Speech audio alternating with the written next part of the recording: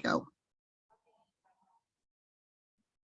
Okay, hi ladies. My name is Sheila Stone. I am the owner and president and only employee of Sheila Stone Tours. As you can see, I have delusions of grandeur. And this is a presentation about the joy of British gardens. And I am a garden lover. I am not a master gardener, so don't ask me a lot about what the name of the plants we're seeing is. I'm sure we can find out from someone else, but it probably won't be me. So the British are very famous for having wonderful gardens, as you can see, all kinds of wonderful gardens. And part of the reason they have so many good gardens is because of the weather, which we're having right now. And we're going to start out talking about some gardens in London. This is one of my very favorites. This is Christchurch Greyfriars Garden, and Christchurch Greyfriars is a Christopher Wren designed church that was hit by an incendiary bomb in World War II. So it was destroyed. And in the 80s, they decided to put a garden in the center part of the church. So two of the walls are still there, the tower is still there. And what they've done is they've put this lovely garden, and it's right behind St. Paul's. It's definitely in an urban area. You can see to the left, there's sort of a columny kind of thing. And that columny kind of thing is actually where the columns were in the church, inside the church, and where the walkway is, where the lady is standing. That it was the central aisle of the church. And it's an absolute beautiful thing. It's always full of flowers. Of course, they change depending on the season, but it's very lovely. These are some flowers, pictures of flowers I took while I was there. Another place is the Museum of the Home. Now, it's mainly, obviously, about homes. It has interiors from middle-class Londoners' homes through the past 400 years. But in the back, it has period gardens. This particular part of the garden is a rooftop garden, which is a rather new entry to this, but it's got, you're going to move this. I can't see what I'm doing. Hold on, ladies. Bear with me. Oh, okay. Let's just move that up there. Okay. It's got an Edwardian garden. It's got this lovely herb garden, which smells so lovely, a Victorian knot garden, and it's got a greenhouse. And greenhouses became very popular in the Victorian times because they were suddenly a little more affordable. And here are some flowers from there. And it's the next place we're going to talk about is Kensington Roof Gardens. Now, this is literally on the roof of a tall building in South Kensington. And now, as you can see, it opened in 1938, so it was pretty high tech for back then. And it was bought by Virgin in 1981. And for a long time, it was open to the public. And there was an Italianate garden, there was a Spanish style garden, there was an English style garden, and it was all on like the 10th floor of this skyscraper. There were flamingos, birds came there. And Virgin turned the tea room into a nightclub and party space, which was sort of the beginning of the end. So you have this beautiful garden, and then you have this. So it went like that for a while, and then they closed it in 2018. Now, I only got to go there once. You could go for free, but then as it became more of a party and banqueting space, you couldn't go if there was something going on. And you couldn't get tickets in advance. So I only did get to go once, but they are saying that it might reopen, which would be fabulous because it was beautiful and it was a piece of history, and it makes me very sad to think it closed.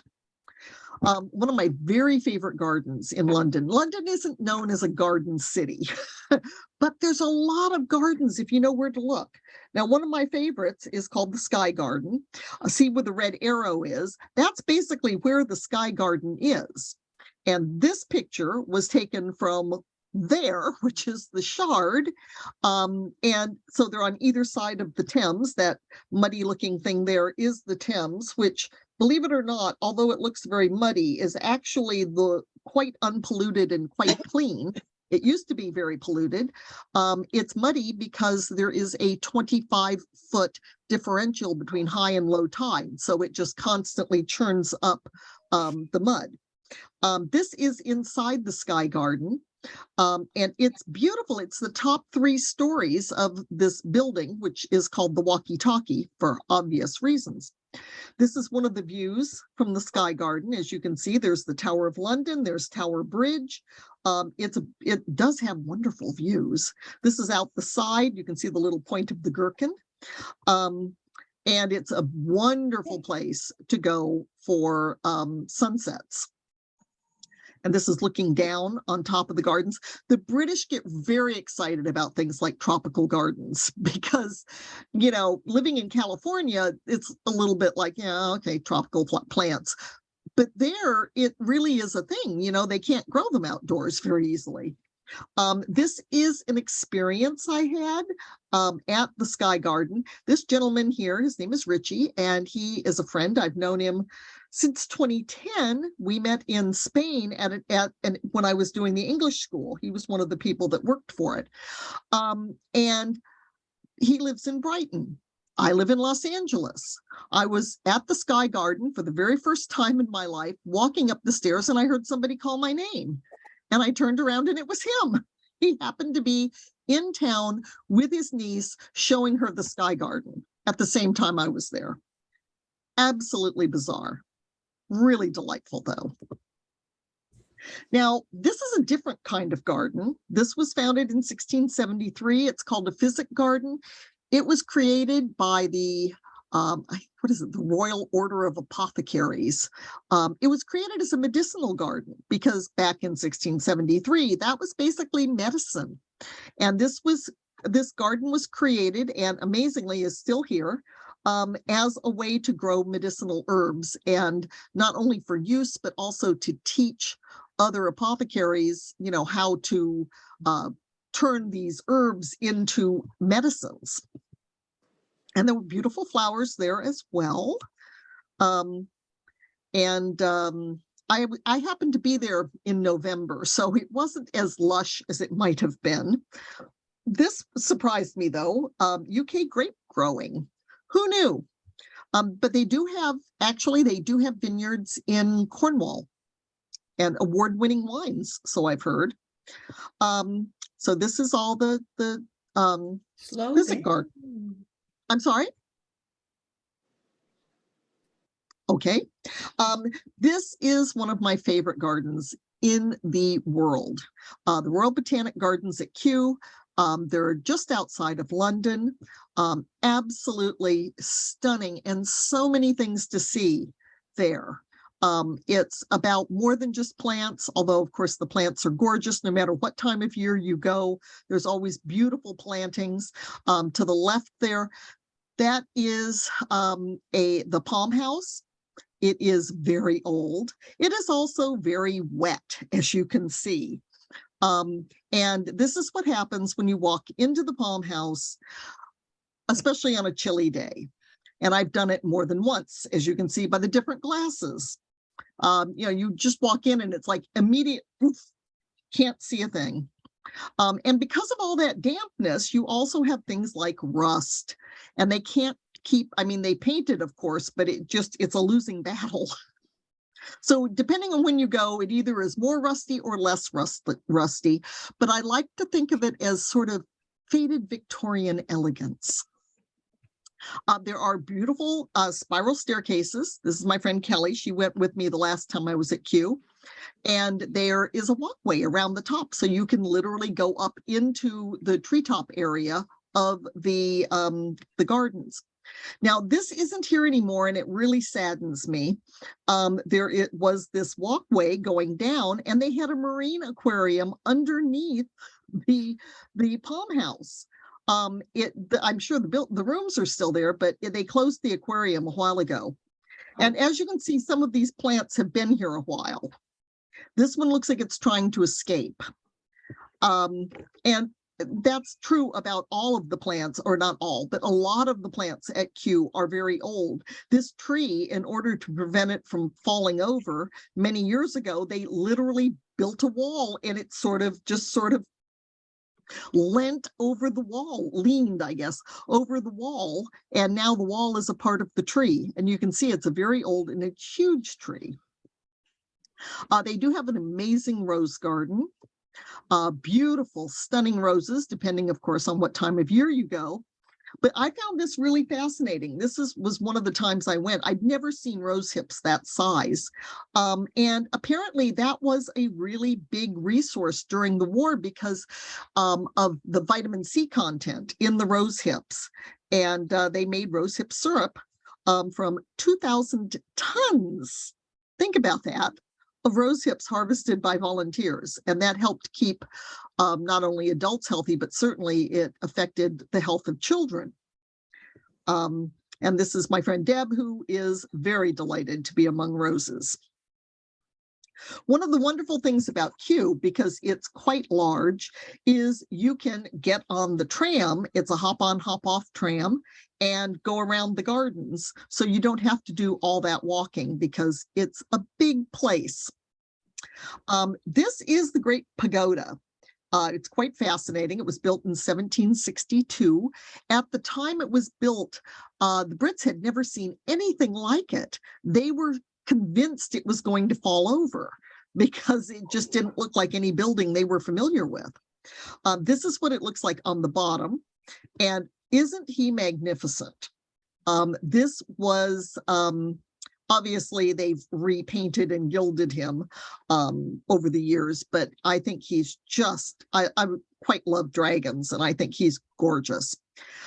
Inside, unfortunately, I didn't get any video, but this is an automaton. So it literally shows the building being built in you crank it and then everybody moves. I thought it was just amazing. They had quite a few of them in the base of the building. The lily house. I love lilies, water lilies. Here they are. They're just beautiful, depending, again, on what time of year you go. I thought this was particularly fascinating. One of the leaves had come loose and they turned it upside down so you could see what it looks like on the bottom and what the pods look like. We were there one time when one of the workers was cleaning the pond, and I like where she kept her walkie-talkie. keep it from getting wet. I was also there a few years ago when, if you are familiar with the glass artist, the American glass artist, Dale Chihuly. This is, he had a number of exhibits in the garden, and it was just stunning. I'm quite a big fan of Chihuly, and apparently they're right now going on in Milwaukee. I think it's Milwaukee. No, St. Louis. St. Louis. The Botanic Gardens there have a Chihuly exhibit. This is the Temperate House, and it was closed for a number of years. They completely took it apart and put it back together. But it is the biggest Victorian glass house in the world. It's massive. This picture does not do it justice. Again, you can walk around the outside. There's a spiral staircase. This was taken during the Chihuly exhibit. So you can see all the lovely glass bits kind of tucked in among the plants. It's interesting when they work on those, they have to, of course, remove all of the plants and keep them in a place where they will be safe and where they won't, die while they're working on repairing the building. So that's not something they do lightly or often. I particularly liked this because, of course, I love color in gardens, and we think of color as always being flowers, but not necessarily. Look at these beautiful, beautiful leaves and the different shapes that the leaves can have. Now, this is one of the most recent glass houses, this, if not the very most recent. This is the Princess of Wales Conservatory. Interestingly, this is the Princess of Wales they're referring to is not Diana, although she opened it. in 87. But it's the Princess of Wales they're referring to is Augusta, who was the mother of George I just got a III. text. My Uber code. Did you send it? I'm sorry? Okay. Yeah, Augusta was the mother of George III, you know, the guy we had the little tiff with back in 1776. And she was the founder of Kew Gardens. So, but of course, people get confused. They think that it's talking about Diana, but they do have a plaque commemorating her life. If you're talking to your Uber person, maybe you could put yourself on mute, please. Okay, and it has 10 microclimates in this area. So you get to go from everything from a desert to a temperate climate to well, there's an orchid house, and it's all connected with stairs and walkways. There are lots of course, beautiful plants, little bitty guys. Look how tiny that little flower is, and it's absolutely perfect. Lots of, I got a kick out of the Spanish moss, having grown up in Florida. It was like, oh, Spanish moss, okay. We thought of it as a weed, but it is quite evocative when you see it hanging. There are a few aquariums in there with aquatic plants and also some terrariums, and a beautiful orchid house. Look at these orchids. Aren't they gorgeous? And there are more lilies because you can never have too many lilies. And I love this because you can see how all those lily pads come out from a central plant.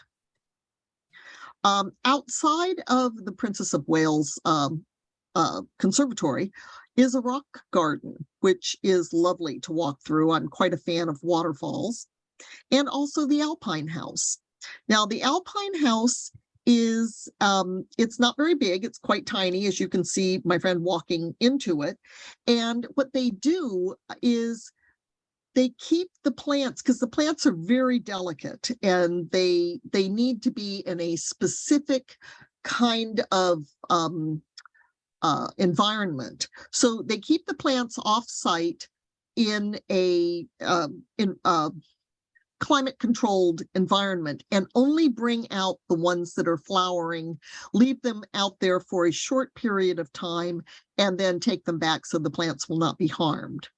But look how beautiful and tiny they are. They're just gorgeous. So whenever you go, it's always something different, because they only bring out the plants as they flower and then they put them back into a safe place. The treetop walkway is another area of Kew, which puts you obviously among the treetops. It looks, you can take the stairs up, but they also have an elevator, which is nice. As you can see, you can get up there even if you are in a mobility scooter. This is from underneath. And it's just lovely to walk among there and to see all of the tops of the trees, the parts that we normally don't get to see. And along the walkway, there are these pieces of art with pithy sayings. Yes, it's one of my favorite areas.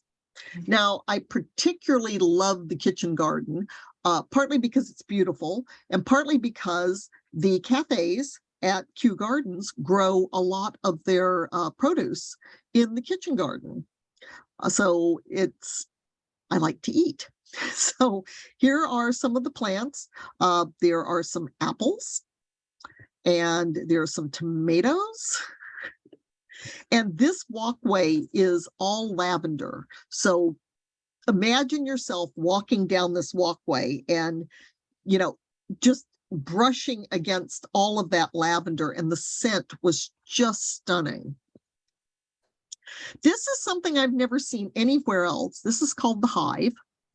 You can see a teeny little person there, so it's quite large. You can go inside, and it is an immersive sight and sound experience. Now, this has to do with bees, but it's connected to beehives that are off-site. So the bees aren't here. which would disturb them and disturb some of the people who come to see. But what you do, and I don't know if they do this anymore because, of COVID, but you would get a stick. It looked like a popsicle stick. And this was underneath the whole thing. You'd take the popsicle stick, you'd put it between your teeth, plug your ears, and you could hear the buzzing.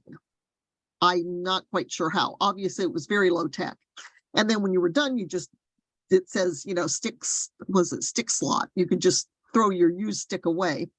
This picture on the right is looking up through the bottom. So it was down at the very bottom where I was sitting and looking up at the oculus. Now, of course, in addition to plants, they have animals. This bird just cracked me up. Look at the size of his feet. He just looked like he was put together by a committee. And they were all over the place. Oh, I guess I put this one in twice. Okay. One of the things that was really interesting, and you can't quite get the feel of it, but this was almost like a dome made from the branches of the trees, and you could walk in and literally you were surrounded on all sides by these weeping branches, and it was huge. It was gorgeous. Now, leaving Kew Gardens, we are going to Kensington. Now, this particular garden here, Kensington Gardens is like a large park, and it's connected to Hyde Park.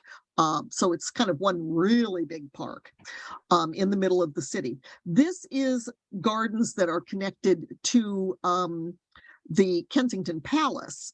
And this particular area is called the Sunken Gardens, and it was a particularly favorite of Princess Diana. And you walk through this lovely green archway to view the gardens. You can't walk in the Sunken Gardens. You can just look at them. This is looking out from that walkway onto the regular part of Kensington Gardens. And just last year, I believe it was, Princes Harry and William had this statue created and dedicated to their mother. And it now looks over the garden, which was a favorite of hers. As you can see it from several different places, but you can't go up to it. This is as close as you can get, is looking behind it, but then you can go to the side and look at it. But I found that very poignant. One of the things they have at Kensington Gardens, which I believe is finally open now, they had it closed for several years to restore it, is the orangery. And this literally was a place where Queen Anne had oranges grown for her own use and for the use of the palace. And they serve a bang up afternoon tea. And if you go and get afternoon tea there, and the prices are quite reasonable, particularly if you compare it to places like the Claridge's or Brown's or any of the really high-end hotels, which can cost you a fortune to have afternoon tea. The prices here are quite reasonable, and you don't need to tell them that Kate wasn't pouring unless you really feel like you want to. You can just say you had tea at the palace. Also, as you can see, Kensington is very famous for its headless swans. Now, this is also in Kensington Gardens. This is the Albert Memorial, and Albert, the statue of the guy in the middle, he was the prince consort to Queen Victoria. They had, by all accounts, a wonderful marriage. They had a lot of children, and he died quite young. He died when he was 42, and he didn't want any memorial created for him. And as you can see, Queen Victoria absolutely followed that to the letter. This is a monument to Victorian excess. But it is beautiful. And as you can see by the little teeny tiny people, it is massive. And right across the street from it is the Royal Albert Hall. That whole area used to be called Albertopolis because he was a mover and shaker about bringing industry and starting industries in Britain. Now, London has many garden spaces. As I said, it's not a garden city. It's not considered a garden city, really, but there are a lot of wonderful places if you know where to look. This is on the Embankment. Those Victorians, they really loved a good Magdalen statue. So here we are being all Magdalen. And in Paddington, there is this thing called the Pocket Park. And as you can see, it's surrounded by offices and by apartments. And it's literally floating on the water. And there are little places where you can go and you can sit among the flowers and have have a little picnic. And it's quite lovely. Another place which isn't exactly a garden is Crossbones Graveyard. And Crossbones Graveyard was the area outside the city at the time, excuse me, during medieval times. And it was where the non-posh people went. It was for paupers, it was for prostitutes, it was unconsecrated ground, which was particularly ironic since a lot of those prostitutes were licensed by the Archbishop, I guess, of Winchester. And they were called Winchester geese. So he was fine getting the money off of them, but he wasn't going to provide them with a place, consecrated ground to be buried. This was found, I don't know if it was ever lost, but fairly recently, people in the neighborhood decided that it needed to be honored, and this was created. It's the Crossbones Graveyard. It is as you can see, you can walk through it. It's quite lovely.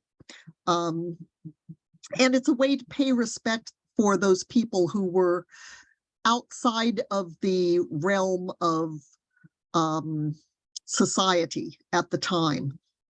Another very favorite place of mine is the Churchill Arms. They are famous for covering their pub in flowers. And apparently Winston Churchill's grandparents actually used to drink there. So they named it the Churchill Arms. This is what it looked like when I was there last year. And this is what they do at Christmas. It's literally covered in Christmas trees. It costs them a fortune, but people come from all over to see it. And they also have very fine food and drink. Although oddly, it's not traditional pub fare, it's a Thai restaurant. Who knew? Now, going a little further afield, this is heading up north. This is the Skipton Cottage Garden. This is that building there is where I stay when I'm in Skipton, and I used to live in Skipton when I went to grad school in Leeds. And this is the Quaker compound. To the right, the building you can see is the home and like an informal meeting room. And then to the left, where we can't see, which is right there, is the actual meeting house. And that meeting house was purpose-built as a Quaker meeting house and has been used as such for over 350 years. And that garden is one of my very favorite spots in the world. It's a wonderful place to sit. It changes from season to season. So many beautiful flowers. I house sat in 2017. I was there for 4 months while my friends were off camping for taking a sabbatical. And I got to be there in the spring when things were coming up, and it just made me happy. And here's my delightful lunch, 2 pork pies and some Brussels sprouts. And a cup, I think that's a mug of soup. I thought it was tea, but I do believe that is a mug of soup. But the flowers were just gorgeous. I just can't get enough. And while I was there, I was taking care of getting the meeting house ready for Sunday morning meetings. And one of my duties was to pick some of the flowers and put them into a vase so that there were pretty flowers in the meeting house, which made me very delighted. This picture is outside of Skipton, and this is not the only place in the country that has this, but in the spring, this is called Bluebell Woods. And in the spring, the bluebells come up, and this particular woods is wonderful because nobody can reach it. I took this from the canal, and people can't reach it, so they can't go through and stomp on them. So you can only see it from the canal or from the towpath next to the canal, which is on the other side of the canal. And they are just stunning. Another one of my favorite places is Skipton Castle Woods. This is Skipton Castle. It is over 900 years old. And this is the view from the castle looking down into the walkway heading into the woods. And this is from the walkway. A fairly recent addition is this wonderful huntswoman made out of willow, which I just think she's magnificent. As you walk along the walkway, there's a waterfall. I just thought these flowers were so pretty. They're seed pods, I guess, really. There are places to sit. Along the top part, there's a lovely dry stone wall. And it's a little hard for me to look over it because I'm not too tall. But on the other side are sheep because Skipton used to be Sheep Town. That's where the name came from. If you go in the spring, everything is covered in these white flowers and you walk in and it smells really familiar, but sort of out of place.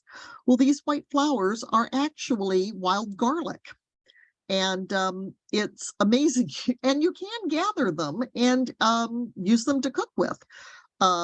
They are literally, it's garlic. This is not a garden. I took this picture myself from the canal boat that I used to volunteer on. And honestly, it looks like a David Hockney painting. Just got lucky. It was good timing. They had just mowed. Now this is Harlow Carr Gardens, which is also, it's in Yorkshire as well. I went there last year with a friend. As you can see, by this time it's starting to be, this was in late September. So it was starting to, to kind of turn into fall. They did have really large leaves on this plant. That's my friend Sarah, who is considerably taller than I am. So that's one very big leaf. And a lovely little greenhouse. And they had a lot of artwork in this garden, different kinds. So here you have, there were several deer things made out of what looks like probably scrap metal or rebar. And then there were more willow art. And this guy, who I thought was magnificent. Fruit and veg man. These are not real fruit and veg because they would have to be massive because he was pretty tall. He was probably about 15 feet tall. And the wonderful thing about Harlow Carr Gardens is they have a Betty's tea house. So when you are done looking at the plants, you can sit down and have a little sweet treat and a cup of tea. Now we are going further north. This is Alnwick Castle. I know it's spelled Alnwick, but it really is Alnwick. And this is the walkway up to the castle. Now, the castle, if it looks familiar, it was used for part of Harry Potter for the filming, where the kids were learning how to fly their brooms. But what the castle is, or the gardens is famous for, is this. This is the largest cascading fountain in the UK, and it's beautiful. This is looking at the top, looking down. And when you get to the very top, there's another little cascading fountain and a walled garden at the very top. So I just love it. It just keeps going on. And look at the size of that rose. It's like dinner plate rose. And all the delphiniums and ranunculus maybe. And the bees love it too, as you can see. They have sort of it looks like a fairy tale garden, so they have some fairy tale stuff And it's nice because that really draws in the kids. One of the other features of the Annet Castle Gardens is the poison garden. And it really is a poison garden. You cannot go in without a guide. And here's the guide, who looks fairly innocuous. And people lined up to, it's like, ooh, let's go look at the poison plants. Let's see what can kill anybody. Hopefully no Agatha Christie readers. One thing I saw there that I've never seen before or since which was basically sort of the love child of a Roomba and a lawnmower. It was great. It just sort of went around, mowing the grass. They also have a treehouse restaurant nearby, which is just like it says, a treehouse. It's as beautiful in the inside as it is in the outside. And they have flower pot cocktails, or watering can cocktails, which were quite good. Going even further north, we are now in Scotland. This is Edinburgh. That is Edinburgh, not Edinburgh. That's how they pronounce it. And it has a number of wonderful gardens as well. This is called Princess Street Garden. And you'll notice there's no apostrophe in princes, and that's because it was named for two princes. So it literally is Princes Plural Street Gardens. And that lovely building up on the mountain is Edinburgh Castle. One of the things Edinburgh Princess Street Gardens is famous for is it has the oldest floral clock in the world. And it changes every year. This was when it was the UNESCO City of Literature. It still is a UNESCO City of Literature, but this particular year they wanted to honor that with the clock. Now you can walk up underneath the castle. That's my son. He and I hiked up, but you get to a certain point and you would have to really do some serious rock climbing. The castle was pretty well suited as a fortress. And this is they also have a Royal Botanic Garden in Edinburgh. And it started out tennis court sized, and it's definitely grown since then. And it was a medicinal garden similar to the Chelsea Physic Garden. One of the things that is unique to this, certainly nothing like they have at Kew, is they also have a community garden as part of the Botanic Gardens, and they do a lot of community outreach about gardening. To the right there, those are solitary bee houses, because not all bees live in hives. Who knew? And they have a lot of beautiful, beautiful flowers, as you can see. And of course, they would have a thistle because that is the national flower of Scotland. They have a tropical palm house, which looks completely different than the ones that you see in Kew Gardens, but they're just as damp inside. And they have a lot of Spanish moss hanging, and beautiful hanging orchids. I put this picture in because, to give you an idea, that walkway is not on the ground floor. That is on the second floor. So it's very big. It's very tall, this garden. And we happened to be there when they were cleaning out the lily pond. So this is the big lily pads. It's a Victoria Longwood hybrid. They're absolutely beautiful. They're so strong that the guy was telling us that people used to set their small children on them. People who worked there, off hours, would set their small children on the lily pads to get pictures. This is why you don't grab one of those lily pads underneath the water, because this is what they look like. They are pretty wicked. And as you can see, there are beautiful koi in the water. The guy was also saying that they have in the past had problems with people who had gotten pet piranhas and realized that they don't make the best pets, and they would bring them and sort of slip them into the water, which means don't go another reason not to delve into the water, because you never know. This is their alpine house. Looks completely different, but has the same sort of thing. You'll notice it's open on both ends so that air can go through. And of course, they bring in the little tiny, delicate plants to be shown. She was one of the gardeners there. And you can see how it's open, so it keeps the sun off, but it allows air to move through. And there they are working on the garden. Now, in the city of Edinburgh, there is a wonderful place called Dunbar's Close. It's just off the Royal Mile. And it is, if you don't know it's there, it's very easy to miss. It's almost down by Holyrood Palace. But it's designed as a 17th century garden, very laid out, very formal. It goes way back. You wouldn't know that. All you can see from the street is just a little gate. And my favorite garden in Edinburgh, which is a little hard to read on this sign, is Dr. Neal's garden.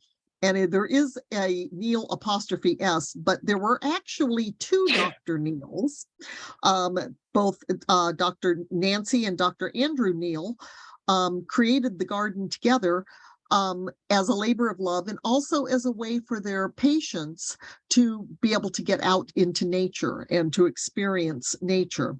It's built on this hill that was unsuitable for anything like farming or grazing. And it overlooks this very, very gloomy Harry Potter-esque looking loch. Now, when my friend and I went there, it's easy to find if you know where it is, but the first time it was really difficult to find. And we finally found it, and then we got to the place where it was, but we couldn't figure out where the door was to get in. And we finally found the door, started to go through, and found out, oh, look, they're having a wedding reception. So we tried to find another door, and we thought, well, okay, that should work. No, the other door was literally going through the reception, and we thought about it and said, you know, we've come a long way to see this. So we literally walked through the wedding reception of people we didn't know, saying, excuse me, sorry, I'm sorry, we're just here for the garden. And we walked all the way through and got out to the other side, where we got to go through the garden. They had it set up for the people at the reception to enjoy the gardens as well. And my friend Deb and I had to keep ducking because the wedding couple were out there having their photographs taken, and we didn't want to be in the background. Finally, we got far enough away so we were able to walk through the gardens and not be inadvertently be in anybody's wedding pictures. And it was stunning. Look at this beautiful, it's on a hillside. It was a very windy day, as you can see from the fountain. This was a post picture. It wasn't quite that windy. But a beautiful, beautiful place, hidden. It was great. When we left, we went across the street to the Sheepshead Inn, which is, it's amazing the number of, you know, Scotland's oldest pub, England's oldest pub, Britain's oldest pub. There are a lot of oldest pubs, but it was a good place to sit there and have a pint and look at each other and go, oh my gosh, I can't believe we walked through someone's wedding reception. One of my, it's hard to pick a favorite city in Scotland, but I love Edinburgh and I love Glasgow. They're completely different, not very far away from each other, but literally worlds apart. Glasgow is sort of like Edinburgh's cooler, edgier, artier sister. Now, this is the mascot of the city of Glasgow. In the 80s, someone got the bright idea that underneath that traffic cone is the Duke of Wellington, and someone got the bright idea to pop a traffic cone on his head. Probably there was alcohol involved. And so the city fathers removed it. It appeared again. That went on for years. I mean, literally, the city fathers would take it down, and like by the next day, the traffic cone would be up. So they finally decided they would take the plinth and they would heighten the plinth so that it would be difficult to put the cone on. And within 24 hours, a Facebook site called Save the Cone, I think is what it was called. They had over 70,000 members because the city of Glasgow decided they really liked having a traffic cone on the Duke of Wellington's head. And sometimes the horse gets one too. And so basically they gave up, and that is now what you see is you can buy merchandise with it and all sorts of things. And I think it's magnificent, and long live the cone. This is the Glasgow Botanic Gardens, Royal Botanic Gardens. Definitely a different look than Edinburgh. You can see the buildings have more of a craftsman style, and that's very in keeping with the city of Glasgow, which was sort of a hub of the craftsman style stuff back in the turn of the previous century. But it also has this Kibble Palace, which is another really huge glass house. And the thing that's interesting is that you don't see at any of the other botanic gardens I've been to is there's a lot of art. I love me a good dome, and this is a glass one, and it's gorgeous. Look at these. I mean, multiple domes, obviously. But yes, there's a lot of artwork. Now, they were having an art exhibit at the time. So there was a lot of art showing. And it was, Glasgow is known for having a lot of art in it. So, and there's sculpture. This is permanent. These sculptures are permanent. I quite like the man with the monkey. And here is the craftsman style glass house. There are quite a few of those, but the plants and everything, it's beautiful. There's a place where you can walk down and walk along the river. The River Clyde goes through the Botanic Gardens. And of course, you've got the beautiful flowers as well. So yes. And ta-da, here we are at the end. This is my contact information. I do have a newsletter. I'd love for you to sign up. You can sign up using the just sending me an email. I am going to have a garden tour next year.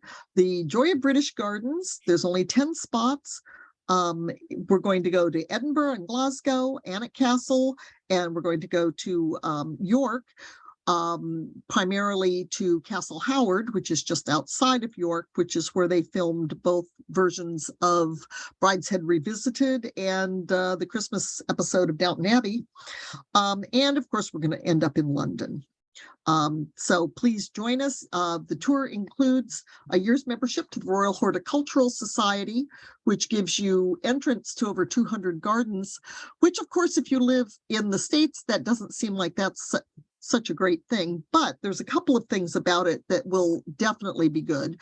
One, we get to get into the world famous Chelsea Flower Show a day early, which is great because it can be quite crowded and busy. And you get a annual subscription to their magazine called The Garden. I've got several other tours coming up this year. This is Speed Day to City Santa Fe. We went last year. It was so much fun, as you can see. And we're going to do San Antonio, which is another wonderful city, and Chicago in June, but hopefully before it gets too terribly hot. And next year, we're going to Switzerland in what has got to be the most girly of tours, which is chocolate, cheese, wine, and spa. Who knew they had vineyards in Switzerland? I didn't know. And then this December, we are doing a Christmas Time in London tour. So we will see the lights, and we'll see that wonderful pub covered in Christmas trees. I'm leaving in a couple of weeks for Japan, or 3 weeks. And here we are. I'm going to do, this tour is filled, but going to do a fall tour next year, and the following spring going to do another cherry blossom tour. Going to do an Austria tour. And I have a Packing Light book if you're interested, and a Using English to See the World, which I've done a presentation on. And please follow my adventures. I'm going to be going to Japan. I'm going to have lots of cool things I'm going to see, lots of cool things I'm going to eat, and probably lots of odd things I'm going to eat. So thank you so much. Let me stop the share. I think that's the end. Stop share. And I am happy to answer any questions. You were great, Sheila. Oh, thank you. Thank you, my friend. Thanks, Sheila. Yeah, was Oh, I great. didn't go over. Thank That's you. amazing. It went too fast. you Ah, did. well, I cut a lot out because to begin with, I had almost 300 slides, and that's probably a bit much. It's hard. It's like killing your babies because I love a good picture. If anyone has any questions, I'm happy to answer. Can we Can you see a picture of her newsletter again? Oh yeah, you can just send me a text. It's at toursbysheila@gmail.com. Not a text, I'm sorry, an email, and I'll put you on the newsletter list. Will you provide us with a summary of the gardens that you showed in this presentation? I can. Can you Put do it that? into the chat. I mean, I can tell you. Let me think. It'd be better if you put it into the chat, and I'll look at it again and make sure I Okay. don't miss any. Okay, great. Yeah. We notice we have to give permission that you're going to tape it. Where can we see the tapes? Okay, I am going to hopefully get better at putting them up, not meaning I haven't put up the ones that I've said I would, but like the last one, it took me all week and it finally went up today. It was from a presentation from last Saturday, because I'm not the most techie of people, and for some reason I got the other one up, but this one didn't go up so well. I mean the one from last week. So hopefully it will be up in a few days. I'm hoping I'm going to get better. Is that on your website or your Facebook page or where? It's going to be, I actually have a YouTube channel Oh, okay, called, it's just YouTube, and if you look up Sheila Stone Tours, great. Okay. the Packing Light is up, and the Using English to See the World is up. Now they're raw. I mean, it's like what you just saw. I'm not very good at the editing part yet. Maybe someday, but probably not anytime soon. So until then, we'll just put it up as best I can. Does anyone else have any questions? No question, but thank you so much. Very inspiring, especially coming up in March, where I get antsy for color and growth. So this is really refreshing. Oh yeah. And the flowers there are just stunning. If you have BritBox, and I don't know who has it or who doesn't, it's a streaming service. It's like, I don't know, $6.95 a Netflix. month or something. If you have BritBox, the last year's Chelsea Flower Show, there's something like 13 hours of the Chelsea Flower Show from Wow. last year up. So I've watched some of it. It's very interesting. Last year, of course, was the last year that the Queen went to Chelsea Flower Show. So there is one of the episodes. It's in episodes. And in one of the episodes, the Queen is visiting the flower show for the last time, although people didn't realize it at the time. Yeah, so that has a lot. That is one of the places we're going to be going, is the Chelsea Flower Show. So next year, I mean. And if anybody has any other questions or anything, I will be looking at the chat, although I don't know if I'll get to that today. Thank you so much for coming, ladies. Can I It just would ask be a just, Sorry. Did you say your email is toursbysheila@gmail.com? it is. Yes.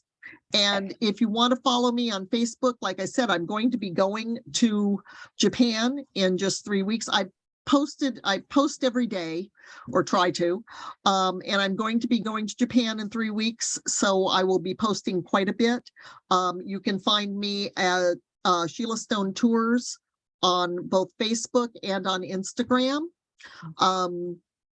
It's weird doing all of this self-promotion, but It's okay, Sheila, you know? You're on It's- it YouTube. really is Inspiring, okay. it's inspiring, especially that you have it so far out. We can plan for 2025.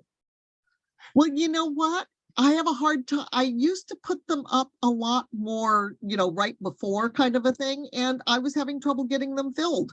People go, "Oh, I really love that tour, but I'm already doing something." So I decided, well, sod this. I'm going to start working far in advance and put things up far in advance, because I love what I do. I love taking women and showing them parts of the world that mean a lot to me. And I want to have women on my tours. Yes, it's how I make a living, but it's more than that. It's a passion. And, especially, sometimes women, especially after COVID, they're not comfortable traveling. I'm there. I'll hold your hand. I'll make sure that you feel comfortable.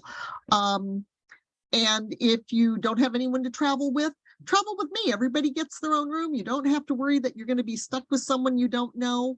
There's no extra charge for that. I just really love travel and I want to share it. So And she's a bunch of fun and she likes to eat. I like to eat. I didn't get this body by turning down food. Anna wants to ask you something, Sheila. Yes. Oh, I'm sorry. Hi, That's Anna. okay. Hi, thanks so much. This was awesome. And I just thought that I saw you were planning a trip to Switzerland. Is that right? Or Yes. It'll be next okay. year. It's I'm gonna chocolate, check into that. cheese, wine and spa. So we're going to go to a chocolate factory and have a tasting and a tour. We're going to a cheese factory and have a tasting and a tour. We're going to have raclette, which is a special type of Swiss cheese kind of thing with potatoes and stuff. And I mean, if you're going to have cheese, why not have cheese and carbs? And then we're going to have fondue on top of a mountain. We're going to, and we're going to spend a day at a spa. So, I mean, to what me, part that's the of ultimate girly Switzerland? trip. We're going to be in, I think, oh gosh, it's Montreux and is it Lascaux? Look it up on the website. I can't, old brain, trying to remember all the bits and bobs. But if you go to Sheila Stone Tours on the wetravel.com website, it not only shows you the tours that I've got, but each tour has its itinerary up. So you can literally see day to day what's planned. And that's for every tour. So, Great. yes. Thanks. Sure. Anybody else? Ready to call it a day? I'm Did just you glad know I you showed had up one because I man? sign up You for all had- kinds of things and I don't get to half of them. So I'm glad I came here. Oh, well, I'm glad. I'm glad you came too. Mary, what did you say? We had a token man here. We had a token man? Yes. Yes. I sent Oh. you a chat about it, but I need. So did I. Oh, well, I couldn't see. At least he kept quiet. Yeah, His he was name- fascinated. He was, watching it. You could see him. Yep. Oh, well, if he was enjoying it and not being a problem, we'll. Do you know a person named Tom Thomas? Nope. Nope. Well, I went to school with a guy named Tom Thomas. Well, maybe you know him. Maybe that's him. Yeah, last time I went to the Pride Parade, at the very beginning, there was this older gentleman and I told him, because I'm in free mom hugs, so we go and we hug people, and this guy said, "Oh, can I have a free a mom hug?" And I, well, sure. So we took a picture, you know, and I was showing it to a friend. I go, I really love this picture. And she looked at it and she goes, I know him. I went to school with him. Funny. So you never know. Sheila, are you in the P-Flag organization by any chance? No, I'm in Yes. Free Mom Hugs. Oh, well, that's in P-Flag, it's Parents and Friends of Lesbians and Gays, and they give a lot of hugs too. But that's awesome. Thank you for doing that. It's great. I think, you know, you can never have too many hugs. And that is one of the high points of my year, is going and giving hugs. I love it. And I now Nice. have this wonderful rainbow feather tiara thing. And I love it. People kept saying, I love your hair. It's like, those are feathers. That's But awesome. thank you. Gosh, Well, he likes the feathers in your hair. Really, that's the truth. There we go. Well, um, thank you again, ladies. I hope Thank you all you. have a wonderful weekend. If you're in Southern California, try to stay dry. I actually see that the sun is out. not for long. Not at my house. Probably not. It's supposed to. it's Where are supposed to you, pour Laura? tomorrow. Where am I? I'm in Los Angeles. I'm in the West Adams area near Culver City. Okay. I'm in the I have to valley. go out and- and get my car. Yesterday I was driving and my windshield wiper broke, Oh, my God. but Well, it was that's bad really good. I timing. was just a couple blocks from the dealer, but by the time I got there, my windshield wiper was totally wrecked. Oh, gosh. So I have to go get Ooh. my car today in the rain. It's sunny Well, in if my you part of the hurry- valley, but if I look to the north, the sky is just It's black. coming in again. Well, I'm near you, Laura. I'm in West LA. So if you hurry, you might be able to get to your car before it rains again. We had a rainbow the other day. This has been unbelievable, Oh, this weather. saw a Anybody little get bit. snow where they are? My son Because is I know close to it's his snowing in Riverside County. Wow. Yeah. Yeah. On the Good year news if you're today, they scared. showed I-5 was closed. Oh, because it of is. snow. Oh, Yeah. I'm sure. The grapevine. Yeah. They I-5 closed it is yesterday. closed. And 14 is also closed. That goes to Palmdale. Oh. Some of our relatives were trying to come from Palmdale to Los Angeles and the freeway is closed. Also, part of the 15 is closed, going to Las Vegas. They had snow. A good portion of the San Bernardino Mountains are under a severe blizzard warning right now. Yeah. And Yes. have the Goodness. roads blocked. Well, I Unreal. know in 2019, I had just come back from Japan the day before Thanksgiving, and my oldest son was on his honeymoon, and my youngest son and I were going to go up to our friends in Canyon Country to have Thanksgiving with them, and a storm came in, and there was nothing we could do. We couldn't get up there. So on Thanksgiving morning, we got together and opened his freezer and said, well, what are we having for Thanksgiving dinner? We found turkey meatballs. As of 7 this morning, I think in Big Bear or right around Big Bear, they had 81 inches of snow. What? They had gotten 81 inches of snow. That's crap. That's insane. Insane. Well, it's a good year for skiing, folks. Yes, skiers love it. Oh, yeah. They can't get there. They- Well, eventually you'll be able Yeah. to get there. Really, Anyway, all I want, everybody just stay safe, you know? yes. Just stay safe. Laura, did you get your windshield wiper fixed? Well, it's fixed. I have to go pick up my car. It's cost me like $400 to fix them. Oh. But you gotta have windshield my working gosh. windshield Yeah, wipers. you do. Yeah, Oh you my do. gosh. What made it break?